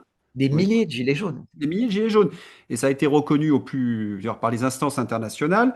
J'ai envie également d'évoquer le sort des paysans aujourd'hui. Hein, il y a ceux qui sont devant l'Assemblée nationale, qui peuvent manger gentiment des saucisses, et puis qui appartiennent à la FNSEA, et ceux de la coordination rurale qui se font véritablement taper dessus dans nos campagnes. Donc voilà, hein, le double, tu parlais tout à l'heure du deux poids, deux mesures. Et puis évidemment, j'ai envie de parler de Jacques Beau et de Xavier Moreau. Quel est leur crime à Jacques Beau et à Xavier Moreau? Bien, c'est essentiellement d'avoir eu des analyses qui n'étaient pas dans la doxa européiste. Voilà, c'est leur seul crime. Et Jacques Beau est Surtout à qu'on est Bruxelles. censé ne pas être en guerre. Ah oui, avec un pays dont on est censé on n'est pas être en guerre. Jacques Beau est prisonnier en quelque sorte à Bruxelles, il n'a plus de carte bleue, il est nourri, d'après mes sources, par ses voisins, parce qu'il est bloqué. Quant à Xavier Moreau, il a un peu plus de chance, parce qu'il est à Moscou, donc il est au milieu de sa famille, mais il ne peut plus retourner en France, qui est sa patrie. Voilà, donc on a un pouvoir qui devient de plus en plus totalitaire, qui organise des procès spectaculaires pour manipuler les foules et pour entrer dans un narratif, et notamment le contrôle des réseaux sociaux, parce que c'est ça votre procès.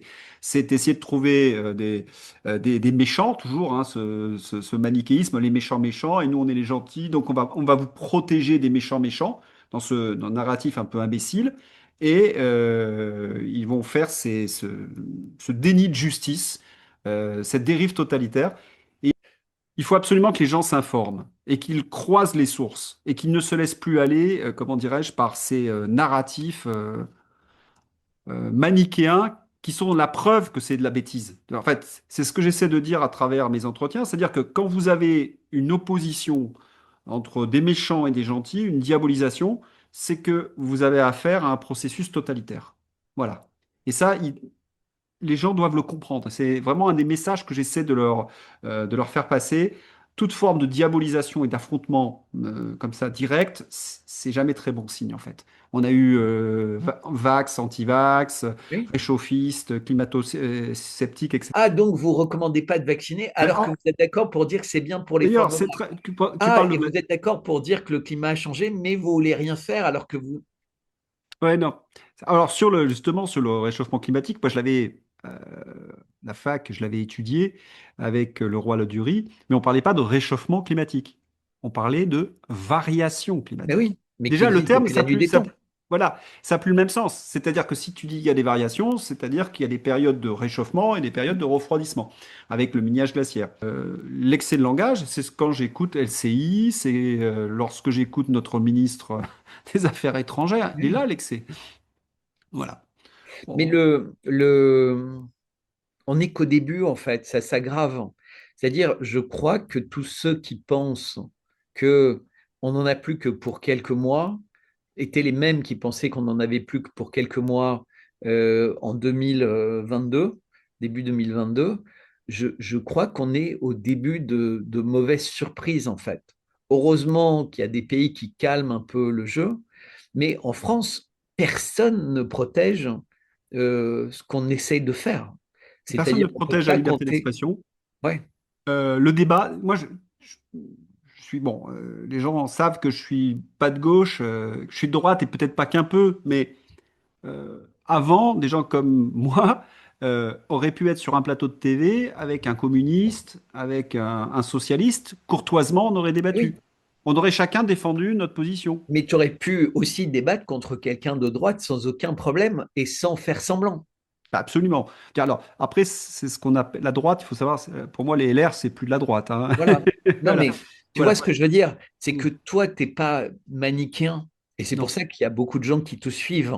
Ouais. C'est-à-dire que si quelqu'un que tu as apprécié jusqu'à maintenant dérive, tu vas le dire sans aucun souci. Parce que t'es pas, tu vois, t'es pas dogmatique. Le problème, c'est qu'on est dans un système dogmatique. C'est-à-dire que les gens rentrent dans une secte de pensée Ah oui, il y a une et ne sorte veulent de. pas en sortir, en fait. Ouais. Et ça nous nuit beaucoup, tu sais. Ouais. Bah, ce que j'explique Je des mets mon experts. bouquin là à l'image. Bravo. Oui, très bon bouquin. De- il y a quelque chose que j'essaie aussi de Il est faire sur passer, Amazon hein, pour les personnes qui nous écoutent. Hein.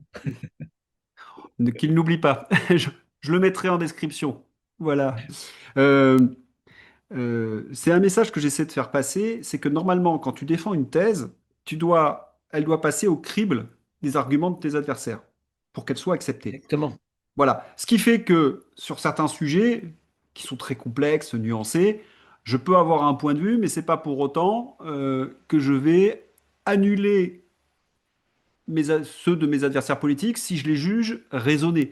C'est-à-dire qu'il y a des gens de gauche avec lesquels je peux dialoguer. Bon, c'est sûr que ce sont des gens qui sont plus proches du Frexit, par exemple. Voilà, il y a toute une série de personnalités que je suis avec beaucoup de plaisir. J'écoute leurs analyses. Il m'arrive de les corriger ou de les nuancer, mais voilà, je peux avoir un dialogue. Mais à partir du moment où tiens, tu as en face de toi une sorte de secte avec toute une série de mots précis parce qu'ils vont te diaboliser, bon, il n'y a plus de dialogue possible. Bien, c'est fini, quoi. Voilà. Est-ce que tu veux avoir un petit mot pour terminer cet entretien là qui dure depuis Bah, presque une écoute, heure quarante-cinq, moi, ce que je qui a été tiens à dire, passionnant, hein? moi, ce que je tiens à dire, c'est que d'abord, je te remercie. Je crois qu'on s'est parlé pour la première fois il y a 3 ans au téléphone. On a eu Oui. l'occasion de se croiser une fois. Et tu as réussi pendant cette période à pas changer. C'est-à-dire, tu es resté la même personne parce que tu travailles sur un sol qui est solide, en fait. Tu as des fondations dans ta manière d'aborder les choses qui sont solides. Et ça, j'apprécie beaucoup. Et à chaque fois que je cite ton nom auprès d'autres personnes, bah, les personnes ont confiance en toi, même si elles ne partagent pas l'étiquette qui est la tienne, qui, comme tu viens de le dire, est de droite. Ensuite, tu es un Alors, des rares qui oui. continue à évoquer les sujets dits dangereux, mais parce que tu ne le fais jamais avec de mauvaises intentions, ce qui, je le répète, a toujours été mon cas.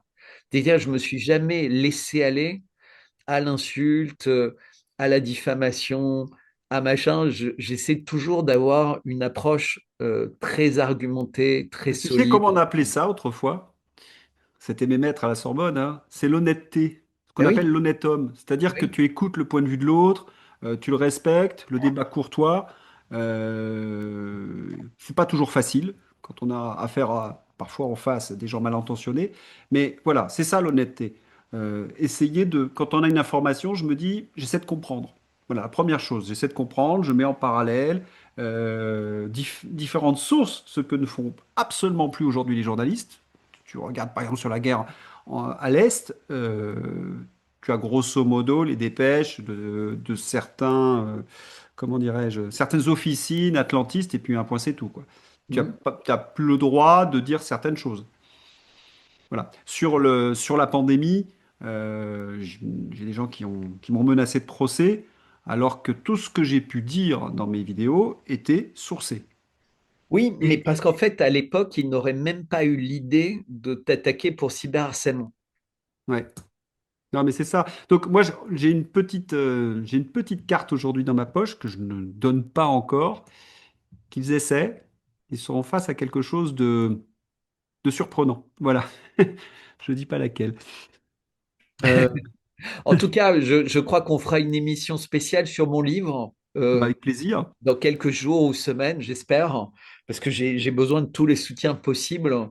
Il y a beaucoup de personnes qui suivent pas mes lettres parce qu'ils n'ont pas le temps, mais ils me disent toujours, bah, écrivez un livre. Donc j'écris un livre et comme ça tombe pile au moment où j'ai plus mon compte principal sur X puisque je suis interdit de l'utiliser. Ah oui, ça, il faut bien le rappeler. Ça aussi, on te prive de ta liberté d'expression. C'est quand même Exactement, d'une partie de ma liberté d'expression. une partie de la liberté d'expression, mais de priver un réseau social comme X, c'est quand même t'amputer d'une grande partie de ta capacité de communiquer avec ta communauté. Exactement. Donc, et puis voilà, les merci.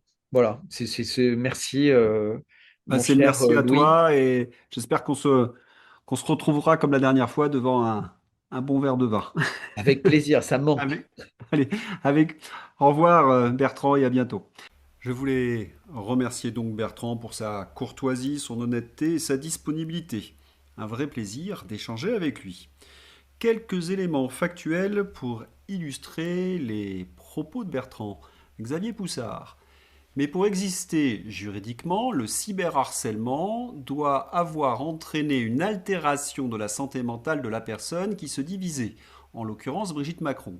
Or, comme le révèle le dossier, Brigitte Macron a refusé de se soumettre à cet examen auprès de l'unité médico-judiciaire. Xavier Poussard, toujours.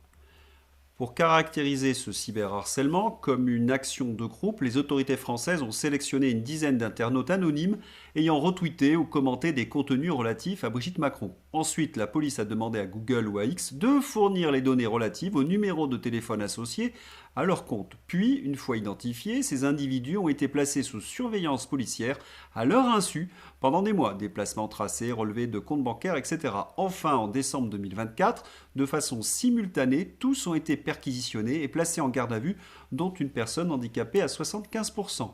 La police leur a alors posé des questions du type « Connaissez-vous Xavier Poussard ?» Pour rappel, cette opération avait été pilotée depuis l'Élysée par le préfet Patrice Faure, directeur de cabinet de la présidence de la République, ce qui constitue non seulement une intervention du pouvoir exécutif sur le pouvoir judiciaire, atteinte manifeste à la séparation des pouvoirs, qui est le socle d'un régime démocratique, mais aussi un détournement des moyens de l'État pour régler une affaire de nature privée, puisque Brigitte Macron ne bénéficie d'aucun statut particulier en France où le statut de première dame n'existe pas. C'est quand même fascinant. Xavier Poussard a écrit un livre, Devenir Brigitte. De nombreux internautes ont commenté ce livre, se sont posé des questions et ce sont eux qui sont poursuivis. Et ce livre, si vous l'avez lu, vous le savez, c'est un livre bien documenté et sourcé. Et l'Élysée, comme un aveu, semble avoir renoncé à poursuivre Xavier Poussard. Pourquoi ? Car il faudrait étaler sur la place publique deux choses. Les mensonges sur le narratif Brigitte, exposé dans le livre de Xavier Poussard, mais surtout la complicité des médias qui ont véhiculé tous les bobards. Mais cette affaire de cyberharcèlement est inscrite dans un calendrier politique très particulier. Macron explique que pour faire cesser les fausses informations sur lui et sur Brigitte, il faudrait élargir l'infraction de cyberharcèlement, pouvoir saisir un juge pour supprimer les contenus en 48 heures et punir les réseaux sociaux. Macron milite depuis des mois pour la suppression des réseaux sociaux. Normal, c'est un contre-pouvoir qui dénonce toute sa propagande. Et il est rejoint par toute une meute. Par exemple, ce genre de professeur. Il faut inverser le risque entre les scientifiques et les désinformateurs. Ce lundi, le ministre de la Santé, Stéphanie Rist, a rendu public le rapport sur la désinformation en santé, rencontre avec l'un des co-auteurs, Molimar. C'est un professeur qui a le plus désinformé pendant la période Covid. Et il est rejoint par toutes les âmes mortes de la pandémie. Désinformation en santé. La solution serait peut-être d'interdire X. Quand tu n'as rien à te reprocher, tu ne proposes pas d'interdire un espace de discussion. La pire équipe des petits capots censeurs. Il est peut-être bon de rappeler que de nombreux procès un peu partout dans le monde, on peut prendre celui aux États-Unis de Purdue Pharma, de nombreuses commissions d'enquête, comme celle sénatoriale sur le HNNA, ont mis en lumière que des médecins ou des scientifiques se font le relais de l'industrie pharmaceutique au mépris total de la santé de leurs patients. Purdue Pharma, renseignez-vous, vous verrez, c'est plus de 500 000 morts. C'est pas rien quand même. On comprend mieux l'empressement de certains à vouloir faire taire les esprits critiques. Il y a un autre sujet où on aimerait faire taire les esprits forts. L'ARCOM condamne CNews pour désinformation climatique. Le principal intéressé répond « Quota Climat, qui est un lobby, pousse depuis des années à faire passer des textes qui restreindraient la liberté d'expression sur ces sujets. Ce sont des lobbyistes, pas des scientifiques. Leur objectif, c'est de restreindre la liberté d'expression. » La directrice de Radio France a d'ailleurs reconnu que les climato-sceptiques ne peuvent plus passer chez eux. Ce que Quota Climat nomme désinformation climatique est en réalité les données factuelles et scientifiques qui sont exprimées par des spécialistes de l'énergie et qui remettent totalement en cause le business très juteux de l'éolien ou solaire de tous ces financeurs. Sous l'ère Macron, il est interdit de contredire le narratif officiel. Voyez ce qui est arrivé à Jacques Beau et à Xavier Moreau. Soutien total à Jacques Beau et à Xavier Moreau, victimes des européistes qui bâillonnent, persécutent et écrasent quiconque ose rétablir des vérités face à la propagande mensongère de LCU et de l'Union européenne. Mais imaginez, Jacques Beau a vu ses comptes en banque bloqués. Il ne peut plus se nourrir. Ce sont ses voisins qui lui apportent donc ses repas. Quel est le crime de Jacques Beau ? Avoir remis en cause la doxa sur la guerre à l'Est. le délit d'opinion. Et sur les plateaux de télévision, on vous vend 1984 avec un joli sourire. Incroyable, nous étions en juin 2025. La ministre macroniste du numérique, Clara Chapa, explique tout sourire comment en macronistan on ira sur Internet demain. Il y a plein de techniques possibles, ça va de la reconnaissance faciale à la pièce d'identité. Vous irez aussi chez vous, chez votre buraliste, qui vous donnera, après avoir vérifié votre pièce d'identité, un petit code que vous mettrez dans le site internet. Et après, on va donner des leçons à la Corée du Nord. Liberté, vite. Fascinant. Cela devient même une règle. Les lois les plus liberticides, les plus épouvantables, nous sont vendues par de jeunes femmes souriantes. Arrachez le masque et voyez qui s'y cache. Gabriel Attal, une première victoire. Notre proposition de loi visant à interdire les réseaux sociaux aux mineurs de moins de 15 ans vient d'être votée en commission. Danger absolu. Les macronistes ont fait voter leur proposition de loi en commission pour interdire les réseaux sociaux aux moins de 15 ans, ce qui signifie identité numérique et fichage de tous sur les réseaux sociaux. Permettre aux parents d'interdire les réseaux sociaux à leurs enfants, oui, ça passe par une application de contrôle parental unique et simple pour les téléphones et les PC, une application ergonomique et incontournable. Interdire ou simplement restreindre. Là, l'État jouerait son rôle en permettant aux parents de jouer leur rôle. La proposition d'Attal n'est qu'une manipulation pour ficher tous les Français, sous prétexte de protéger les enfants. On a vu comment ils protègent les enfants de l'ASE où les gamins se prostituent par dizaines de milliers. On pourrait également ajouter, est-ce que nos enfants sont protégés des produits stupéfiants? Le narcotrafic explose. Heureusement, en Europe et dans le monde, il y a un soulèvement contre ces mesures liberticides. Alerte Info, sous la pression populaire et de l'opposition, Keir Starmer abandonne l'identité digitale qu'il voulait mettre en place. En France, les macronistes veulent mettre en place l'authentification pour aller sur les réseaux sociaux et personne pour l'instant ne bouge. Voilà, c'est tout pour aujourd'hui. N'hésitez pas à soutenir et à diffuser cet entretien, il est vraiment très important. Allez, au revoir, à bientôt.